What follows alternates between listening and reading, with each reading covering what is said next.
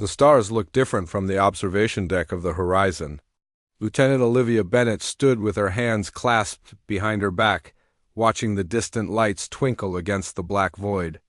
In a few hours, humanity would meet the Vex. For the first time. The aliens had sent signals for nearly a year before agreeing to this meeting. Olivia and her team of 12 diplomats and scientists represented Earth's best hope for a peaceful relationship with the first confirmed intelligent species humans had ever encountered. Nervous? Captain Sam Rogers joined her at the window, his reflection appearing beside hers on the glass. "Should I be?" Olivia asked. She turned to face her commanding officer. Noting the new silver at his temples that hadn't been there when their mission began 8 months ago, Sam shrugged. "First contact. Kind of a big deal." "The Vex chose to reach out to us," Olivia said. "That has to count for something." A soft beep from Sam's wrist device interrupted them. He checked it and nodded. "They're here, early." Olivia felt her heart rate quicken as she followed Sam to the main conference room. Through the viewports, she could see the Vex ship approaching. It was massive, at least 5 times the size of the horizon, with an unusual shell-like structure that seemed to ripple as it moved. The surface gleamed with a bluish-green light that reminded Olivia of the bioluminescent algae she'd seen once on a beach in Florida. The diplomatic team gathered around the large table in the conference room. Dr. Ellen Murphy, their xenobiologist, couldn't stop fidgeting with her tablet. Bill Hayes, the linguistic expert, muttered phrases to himself, practicing the Vex greeting they had pieced together from the alien transmissions. "Remember the protocol?" Sam said to the room. "No sudden movements. Follow their lead on physical contact. If they offer something to eat or drink, politely decline." The ship's eye announced, "Vex delegation requesting docking permission." Sam nodded. "Grant permission. Standard airlock procedures."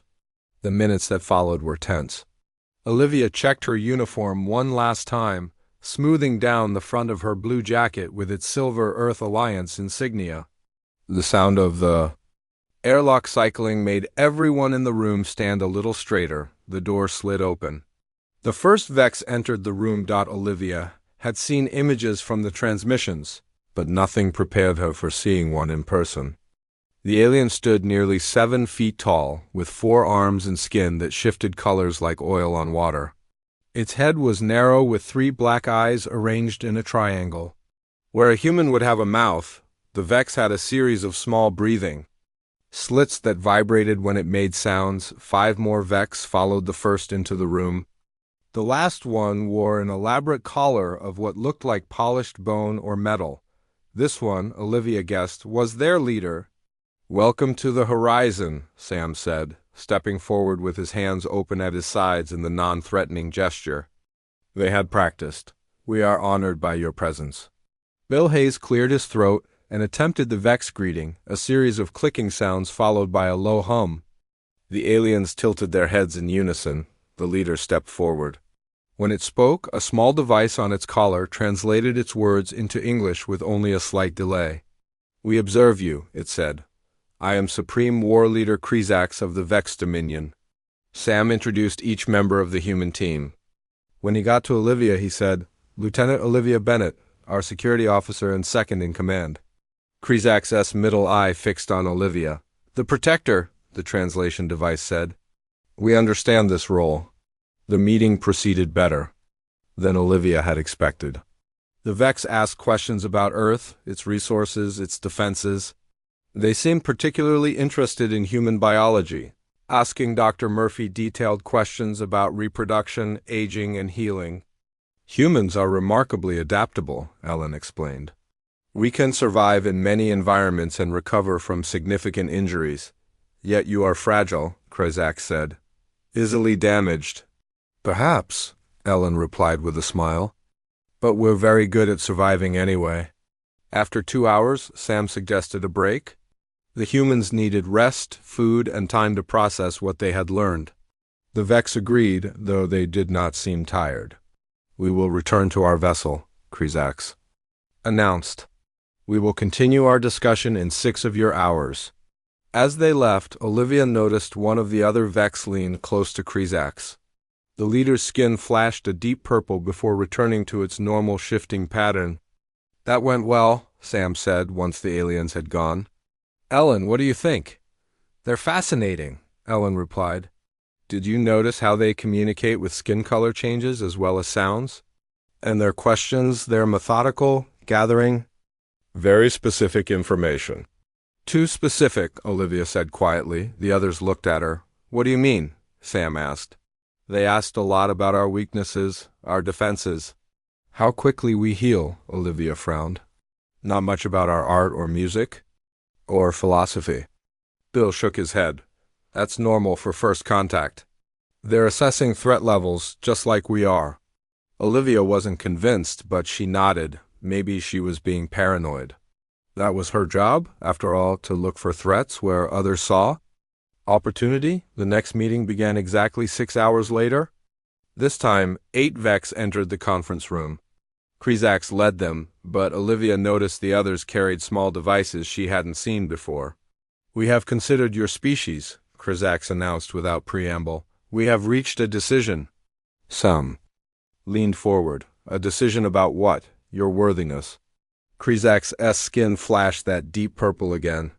"The Vex dominion expands by incorporating valuable species and removing those that would pollute the galactic community." The room went silent. Olivia felt her hand move instinctively toward the small laser pistol at her hip. "Are you threatening us?"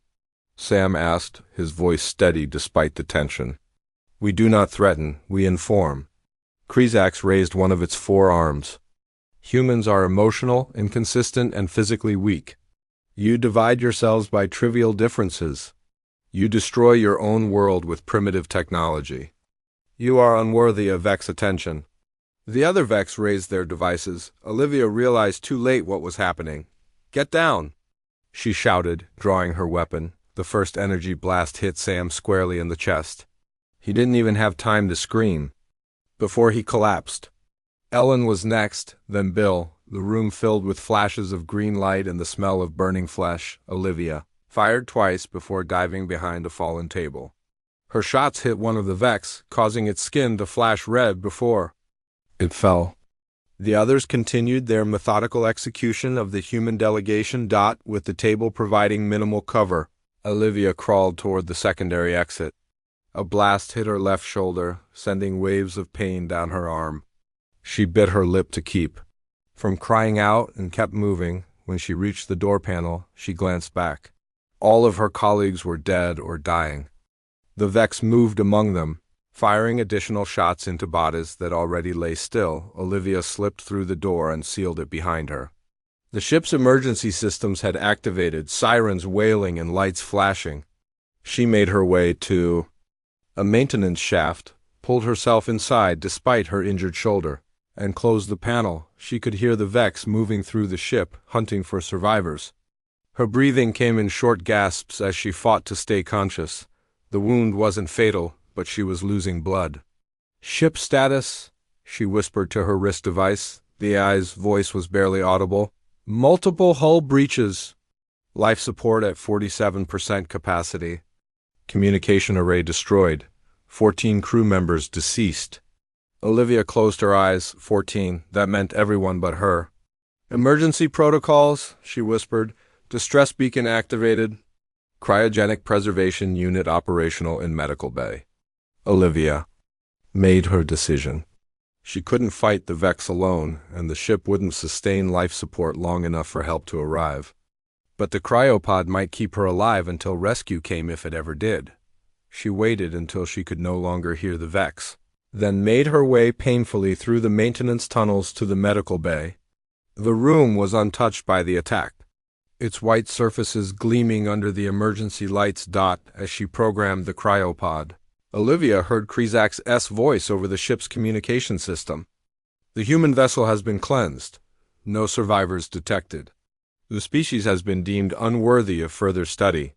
Olivia smiled grimly as she climbed into the pod. The Vex had made a critical error. They thought humans were weak because they could be killed easily. What they failed to understand was that humans were nearly impossible to eliminate completely. As the cryopod's lid closed over her, Olivia made a promise to herself and to her dead colleagues. This wasn't over. The Vex would learn exactly how. Dangerous humans could be, the pod hummed to life. Cold enveloped her body as her consciousness began to fade. The last thing Olivia Bennett thought before the cryosleep took her was, "They think I'm dead. That will be their biggest mistake." Darkness, then cold, then pain. These were the first sensations Olivia Bennett felt as her mind slowly crawled back to consciousness. The cryopod's lid was open, and unfamiliar faces stared down at her. Their lips moved, but she couldn't make out the words over the ringing in her ears. Her body felt heavy, as if gravity had doubled while she slept. "Can you hear me?" A man with a gray beard leaned closer. He wore a uniform Olivia didn't recognize. "Blink twice if you can understand me." Olivia blinked twice, then tried to speak. Her throat was too dry to form words.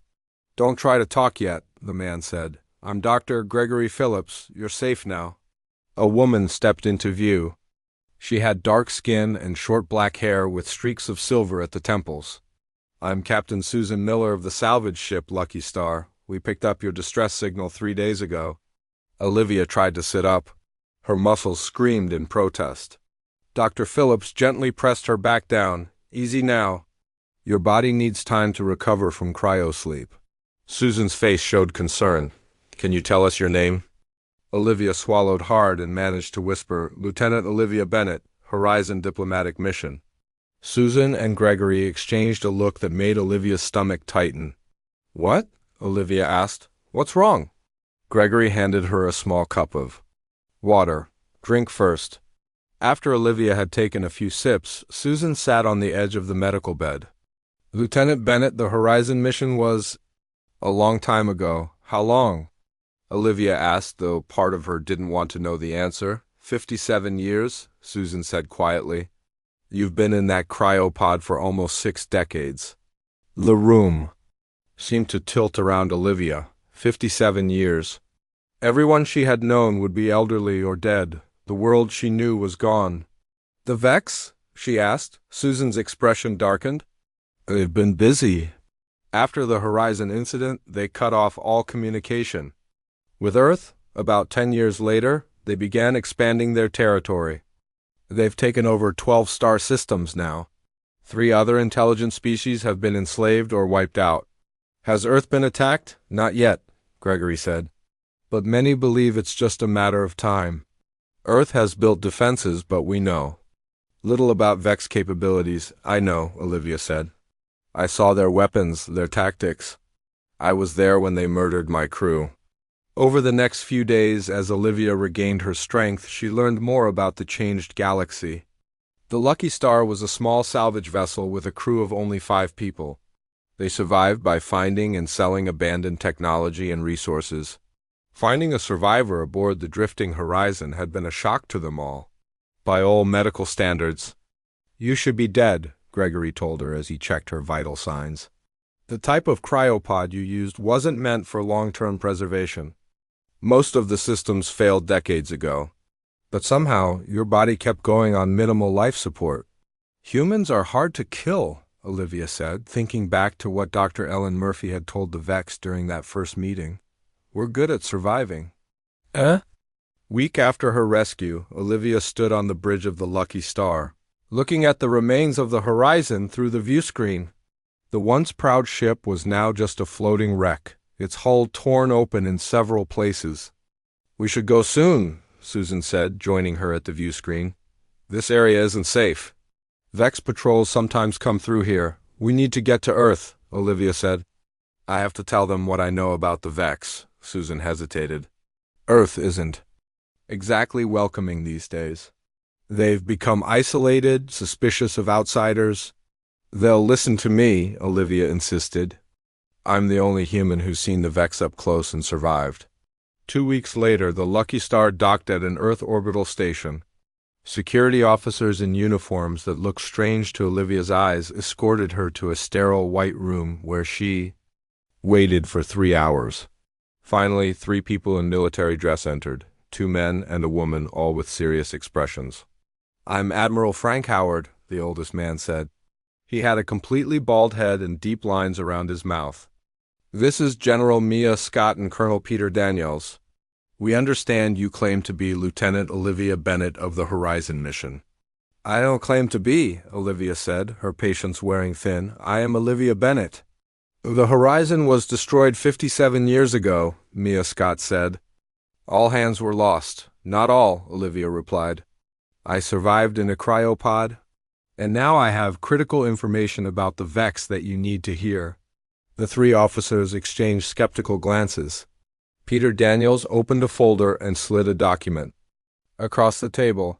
"We've confirmed your DNA matches our records for Lieutenant Bennett," he admitted. "But that doesn't explain how you survived or why we should trust your judgment after such a long time in cryosleep." For the next 2 hours, Olivia told them everything. The initial meeting with the Vex, their questions about human weaknesses, the massacre, what she had observed about their weapons and tactics, how Supreme War Leader Krizax had deemed humans unworthy before ordering their execution. "The Vex aren't just conquering for resources," Olivia explained. "They're methodically eliminating what they consider inferior species.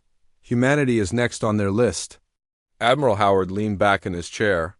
"Even if everything you say is true, what do you expect us to do?" "We've built our defenses. We've prepared as best we can." "Defenses won't be enough," Olivia said. "The Vex study their enemies before attacking. They identify weaknesses and exploit them. They already think they know all of humanity's weaknesses." "And what would you suggest?" Mia asked, her tone slightly mocking. "Stop waiting for them to come to us," Olivia said firmly. "Take the fight to them. Strike where they don't expect it. Show them that humans aren't as weak as they think." Peter laughed without humor. "With what?" "Our fleet is designed for defense, not offense. We can't match their numbers." "You don't need to," Olivia said. "I observed their battle tactics. They rely on overwhelming force because they've never needed to be creative. They have blind spots, weaknesses we can exploit." The meeting ended without a decision. Olivia was given quarters on the station and told to wait. For 3 days she paced her small room, frustrated by the delay. On the 4th day, Admiral Howard returned alone. "The military council has made a decision," he said. "Most of them think you're either delusional or a security risk. They want to keep you under observation indefinitely." Olivia felt her hopes sink. "And what do you think?" "I think there's a small chance you're right," Howard said. "And if you are, we can't afford to ignore you." He handed her a datapad. On the screen was an image of a small, sleek ship. "The Nightshade," Howard said. "Stealth vessel, minimal weapons, fast engines, not officially part of the fleet. If you're willing to take it, it's yours, along with—" "A volunteer crew? Volunteers?" Olivia asked. "Who would volunteer for a mission like this?" Howard's expression was grim. "Outcasts, misfits, people with nothing to lose. The kind of crew no one will miss if you fail. And when I succeed?" Olivia asked. For the first time, Howard smiled slightly. "Then you'll have proven me right to trust you." 2 weeks later, Olivia stood on the bridge of the Nightshade. Her new crew watched her with expressions ranging from curiosity to open skepticism. Communications Specialist Paul Garcia, Weapons Officer Kate Wilson, Navigator John Martinez, and 5 others. None of them were the best Earth had to offer, but they were what Olivia had. "Our mission is simple," she told them. "We're going to hit the Vex where it hurts. We're going to show them that humans aren't as dead as they thought." Martinez raised an eyebrow. 9 of us against an entire alien empire? "Those are some pretty bad odds, Lieutenant," Olivia smiled. "The Vex think they know all about humans. They think we're weak, emotional, easy to kill, and they're about to learn how wrong they are." As the Nightshade detached from the station and slipped away from Earth, Olivia felt a fierce determination rising within her. The Vex had assumed she was dead. They had assumed humanity would be an easy conquest. It was time to finish the war they had started. The Nightshade moved silently through space, its stealth systems making it nearly invisible to sensors. For 3 weeks, Olivia and her crew had been traveling toward the edge of Vex territory, learning to work together despite their differences. "You're doing it wrong," Kate Wilson said, watching Olivia practice with the new weapon systems. "These aren't like the old laser pistols you're used to," Olivia suppressed her frustration. "Show me again." Kate demonstrated the firing sequence on the simulator. Her movements were quick and precise. Olivia copied her, doing better this time. "Not bad for someone from the Stone Age," Kate said, but there was less edge in her voice than before. Similar scenes played out across the ship. Paul Garcia questioned Olivia's knowledge of communication protocols. John Martinez challenged her navigation skills. The crew respected her rank, but they doubted her abilities. 57 years was a long time to be asleep, and technology had changed. "They don't trust me," Olivia told the ship's AI one night when she couldn't sleep. "Trust is earned," the AI replied in its calm voice. "They need to see you succeed." The opportunity came sooner than expected. The Nightshade sensors detected a distress signal from a small mining colony called Proxima Vi. It was an independent human settlement built on an asteroid rich in rare minerals. The signal reported 3 Vex warships approaching. "We should call for backup," Paul suggested when Olivia gathered the crew on the bridge. "Backup won't get here in time," Olivia said. "Those people will be dead by then." "And what exactly are we supposed to do?" John asked. "We're one small ship against 3 Vex warships." Olivia brought up a tactical display. "We don't need to defeat them. We just need to distract them long enough for the colonists to evacuate." "That's suicide," Kate said. "No," Olivia replied. "It's strategy. The Vex have a weakness in their targeting systems. I saw it when they attacked the horizon. Their computers can't handle randomized acceleration patterns." The crew looked skeptical, but they had no better ideas. As the Nightshade approached Proxima Vi, they could see the 3 Vex warships already in orbit. The alien vessels were massive, their hulls gleaming with that same blue-green light Olivia remembered. "Open a secure channel to the colony," Olivia ordered. A man's tired face appeared on the screen. "This is Proxima Vi. Who are you?" "Lieutenant Olivia Bennett, Earth Alliance ship Nightshade. We picked up your distress call." "How many people need evacuation?" "About 200, the man said. "But our ships can only carry 50. The Vex will be in firing range in 20 minutes. "Start loading your ships," Olivia said. "We'll buy you time." She turned to her crew. "John, I need a series of random flight patterns." "Kate, target their sensor arrays, not their weapons. Paul, jam their communications if you can." For the first time, no one questioned her orders. The Nightshade darted toward the Vex ships, small and fast compared to the alien vessels. The largest Vex ship fired, a beam of green energy slicing through space where the Nightshade had been a second before. "Their targeting is based on predictive algorithms," Olivia explained as John executed a series of impossible maneuvers. "If they can't predict our movements, they can't hit us." Kate fired at the nearest ship's sensor array. The hit was small but precise, causing the Vex vessel to temporarily lose tracking ability. The other 2 ships adjusted their positions, trying to compensate. "They're coordinating their fire," Olivia noted. "Paul, can you disrupt their ship-to-ship communications?" Paul's fingers flew over his console, working on it. "Their encryption is complex, but I think I found a pattern." For 15 tense minutes, the Nightshade danced around the Vex ships, drawing their fire away from the colony. The Vex grew increasingly frustrated, firing more frequently but hitting nothing. "Their targeting algorithms still have the same flaw," Olivia said with grim satisfaction. "They can't compensate for randomized acceleration patterns." On the screen, they could see small ships launching from the colony, carrying the first group of evacuees.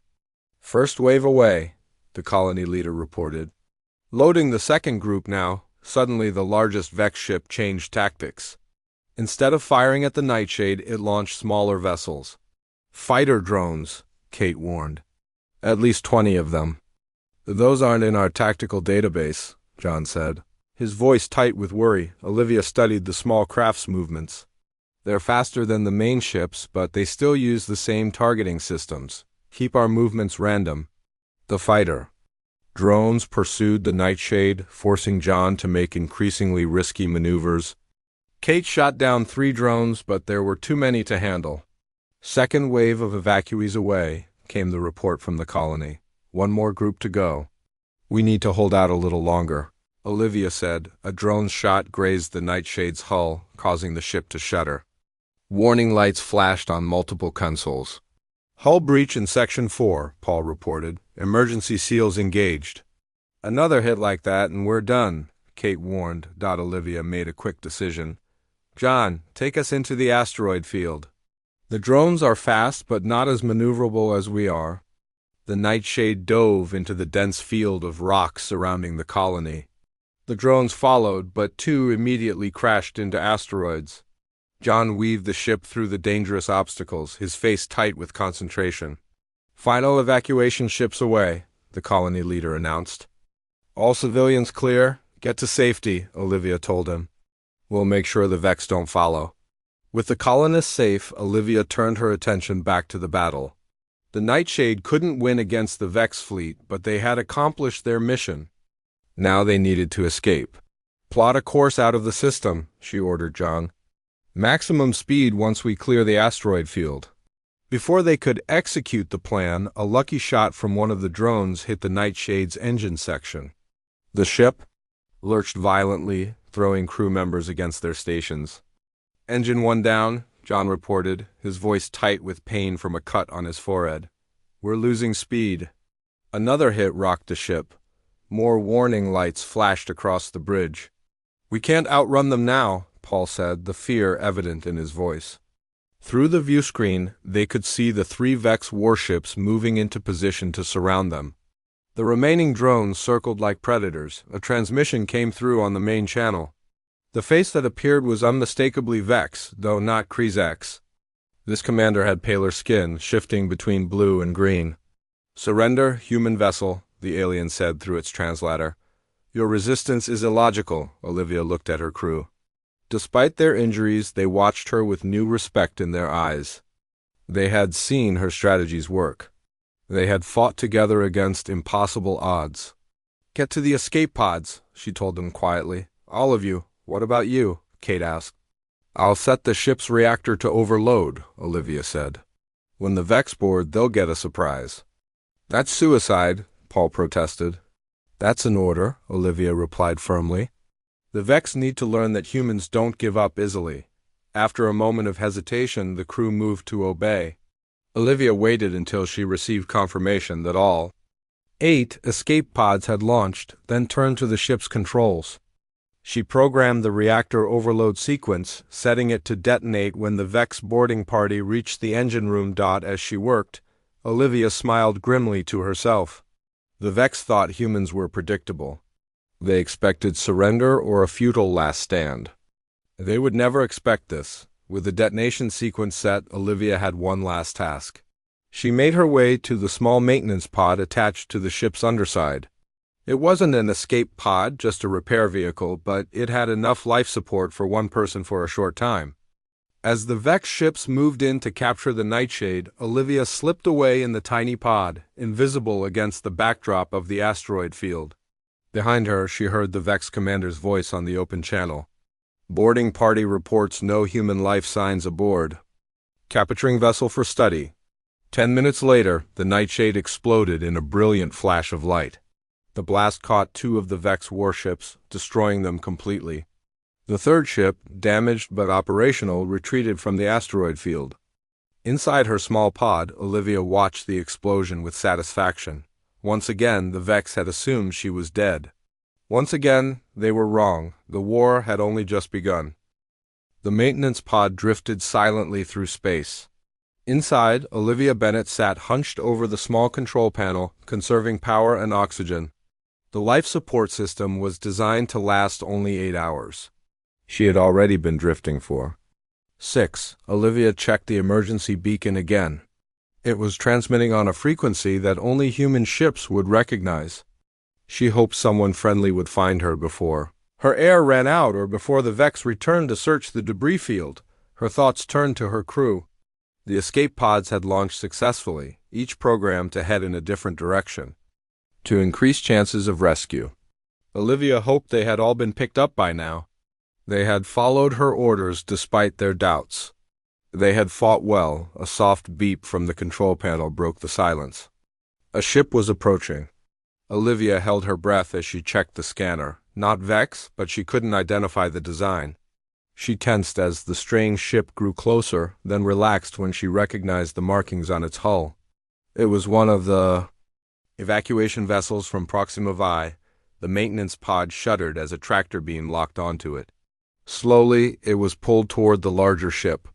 When the airlock opened, Olivia found herself facing a group of miners, their faces smudged with dust and lined with exhaustion. "Lieutenant Bennett?" A woman stepped forward. "I'm Lavra Reed, colony leader. We picked up your beacon. My crew?" Olivia asked as she climbed out of the pod, her muscles stiff from the cramped space. "3 pods have been recovered by other evac ships," Lavra said. "The rest are still out there, but we're tracking them." Olivia nodded, relief washing over her. "Thank you for coming back for me." Laura's expression was solemn. "You saved our colony, 200 lives. Coming back was the least we could do." Over the next few days, as the small fleet of evacuation ships made its way to a safe haven, news arrived that all of Olivia's crew had been rescued. They would reunite at a place called Haven, a hidden asteroid base where humans and other species oppressed by the Vex had gathered when they finally arrived. Olivia was surprised by the size of the base. Haven was built inside a massive asteroid, with docking bays carved into the rock. Ships of various designs came and went, many bearing scars from battles with the Vex inside the asteroid. Tunnels led to living quarters, markets, and meeting areas. People from different worlds moved through the spaces, some human, others distinctly alien. Olivia saw beings with blue skin and extra limbs, creatures covered in fur or scales, and some that seemed to be made of living crystal. "What is this place?" she asked Lavra as they walked through a busy market area. "It started as a refugee camp," Lavra explained. "Now it's the center of resistance against the Vex. Everyone here has lost something to them." In a large chamber at the center of the asteroid, Olivia found her crew waiting. Kate Wilson rushed forward to hug her, surprising them both. "We thought you were dead," Kate said. "Again." Paul Garcia grinned. "She's getting good at that trick."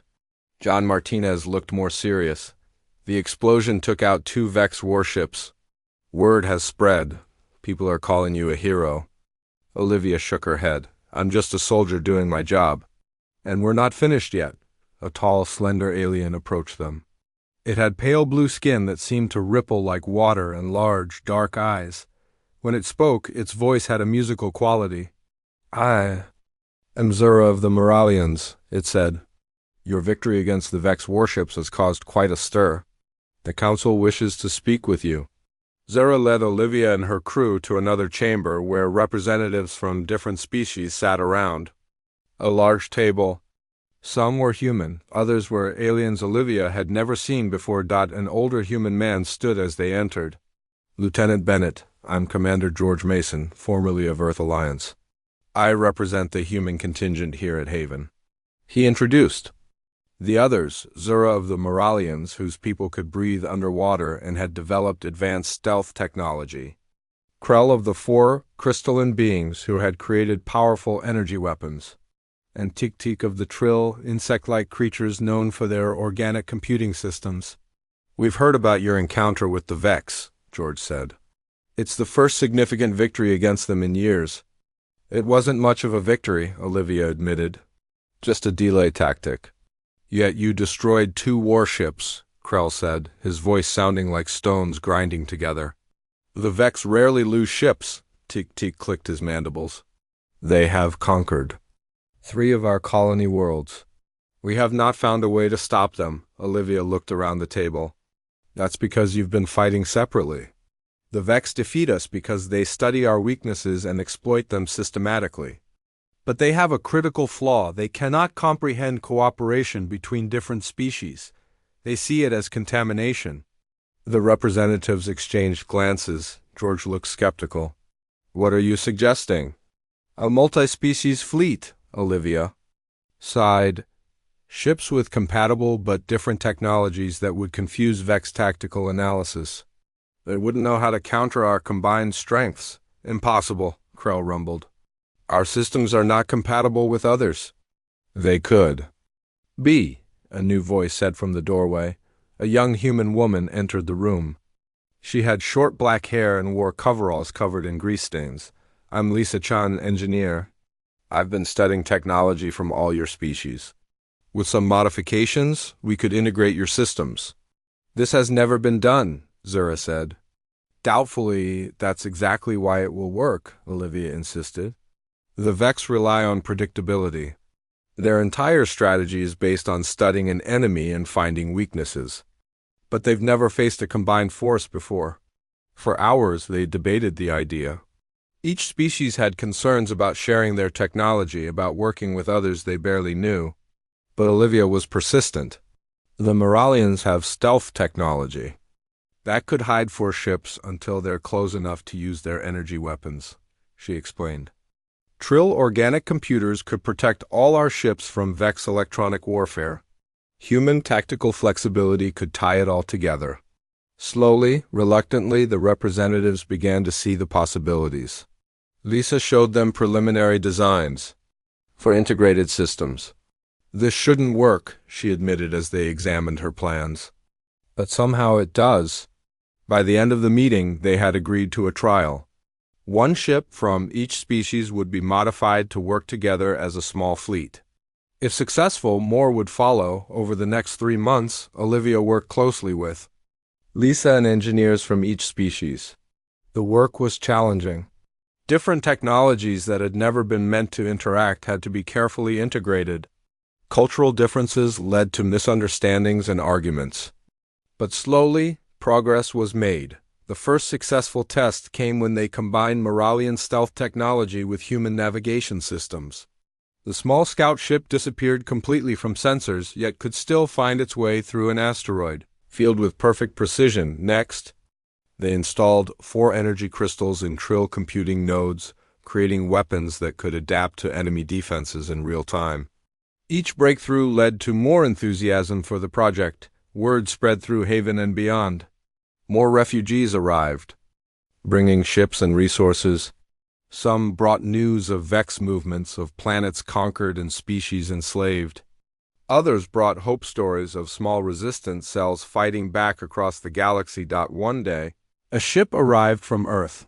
Admiral Frank Howard himself came to Haven, accompanied by a small delegation of military officers. We received reports of your survival, Lieutenant, he said when he met Olivia, and of your activities here. Earth is ready to contribute to your coalition, Olivia smiled. What changed your mind? Reports of 3 Vex scout ships destroyed near the Centauri system, Howard said, by a fleet using technology that shouldn't work together but somehow does. The coalition's first real victory had not gone unnoticed. As more ships joined from Earth and other worlds, Olivia realized that what had started as a desperate plan had grown into something more, a genuine threat to the Vex Dominion. For the first time since waking from cryosleep, Olivia allowed herself to feel real hope. The Vex Supreme Council, used to conquering worlds with ease, was about to face something they had never encountered before. A galaxy united against them, and it had all started because they had assumed one human was dead. 6 months had passed since the formation of the coalition. What began as a small group of desperate refugees had grown into a formidable force. Ships from a dozen worlds now gathered in the space around Haven, each modified with integrated technology. From multiple species. Olivia stood on the bridge of the Defiance, the coalition's flagship. Once an Earth Alliance cruiser, it now carried Moralian stealth systems, 4 crystal weapons, and Trill organic computers. The crew was equally diverse, humans working alongside aliens in a way that would have seemed impossible before. Fleet status? Olivia asked Kate Wilson, who now served as her second-in-command. All ships report ready, Kate replied. 123 vessels in total. It wasn't a large fleet by traditional standards, but each ship represented the combined strengths of multiple species. They had proven their effectiveness in smaller engagements, liberating 3 minor Vex outposts in the past month alone. Paul Garcia, still handling communications, turned from his console. Admiral Howard is requesting to speak with you. Howard's face appeared on the main screen. In the months since joining the coalition, he had become one of Olivia's strongest supporters. Lieutenant Bennett, our scouts have returned from the Altair system. What did they find? Olivia asked, though she already suspected the answer. The reports were correct. The Vex have established their forward command center there. We've identified 500 warships in orbit around the 4th planet. Howard's expression was grim.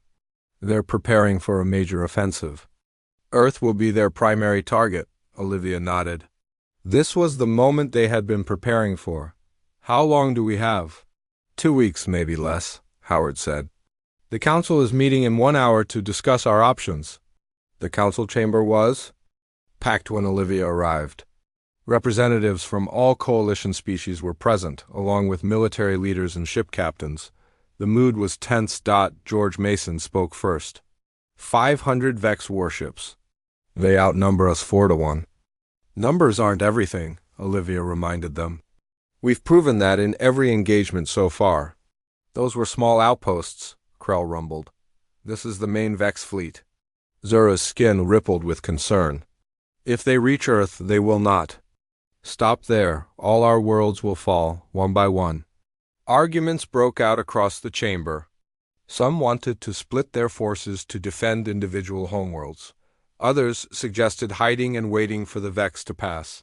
Fear threatened to destroy the unity they had worked so hard to build. Olivia stepped to the center of the room.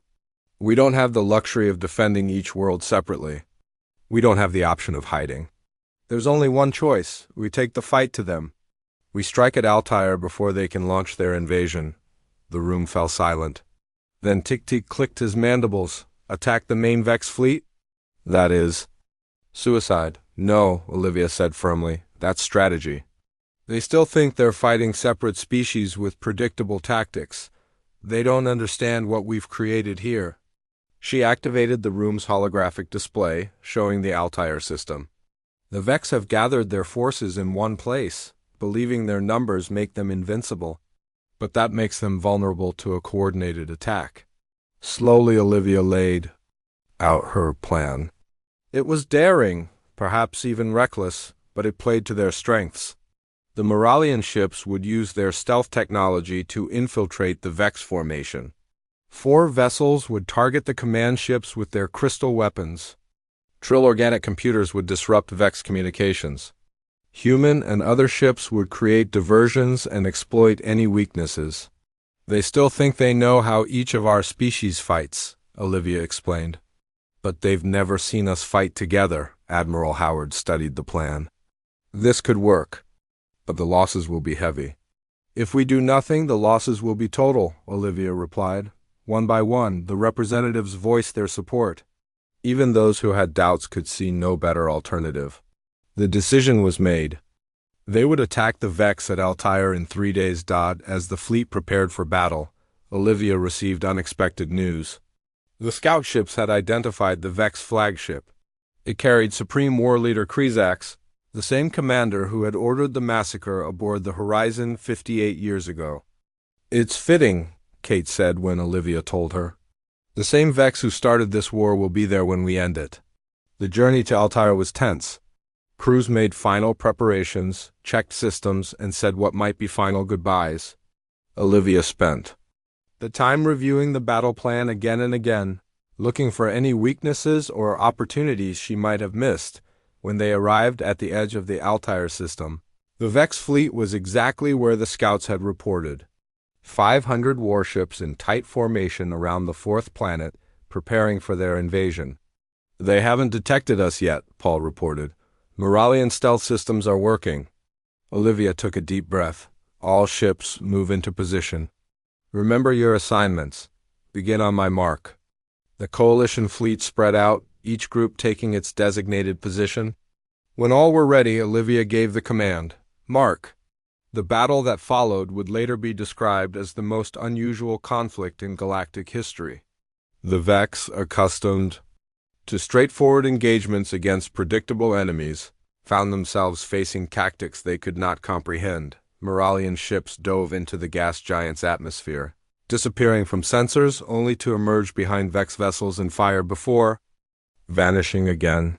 4 crystal ships, hit by Vex weapons, seemed to shatter into pieces, only for those pieces to reform around Vex ships, trapping them in crystalline prisons. Trill vessels broadcasted signals that confused Vex targeting systems, causing them to fire on their own allies, and the human ships, including the Defiance, executed maneuvers that defied safe G-force limits. Because their crews were protected by Trill biological compensators, the Vex tried to adapt, but their battle computers could not process the combined tactics. Their strict hierarchy broke down as communication systems failed. For the first time in their history of conquest, the Vex faced an enemy they could not analyze and predict.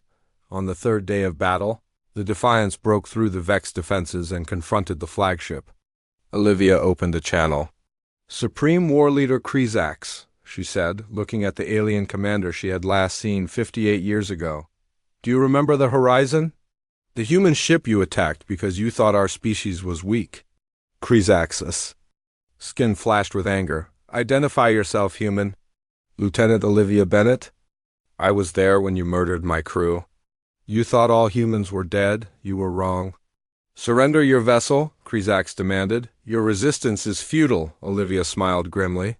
"Humans don't stay dead. We rest, we recover, and we return." The final assault was fierce. The Defiance took heavy damage, but its combined technologies held together long enough to cripple the Vex flagship. As system after system failed in the Vex fleet, ships began to retreat. The invincible armada, faced with an enemy they could not understand, broke apart and fled. The coalition had won. The cost was high, 37 ships lost, hundreds of lives from all species, but the Vex invasion had been stopped. More importantly, the Vex Supreme Council, for the first time in their 1,000-year history, sued for peace. In the aftermath, Olivia was offered command of the new Galactic Cooperative Defense Force. She declined. "The war is over," she told Admiral Howard, "but there's still work to be done." Instead, she requested a small exploration vessel and a volunteer crew. "The Vex came from somewhere beyond known space," she explained. "I need to find out if they have allies or if there are other threats out there we should know about." Her new ship was named Phoenix, a fitting symbol for someone who had twice been assumed dead only to return. As it departed Haven, carrying representatives from all coalition species, Olivia Bennett looked ahead to the stars. The war was finished. The Vex had learned what the rest of the galaxy now knew. Humanity's greatest strength wasn't technology, or numbers, or even determination. It was the ability to rise from defeat, to forge connections where none existed before, and to turn enemies into allies through shared purpose, and perhaps most importantly, the simple fact that humans like Olivia Bennett were very, very hard to kill.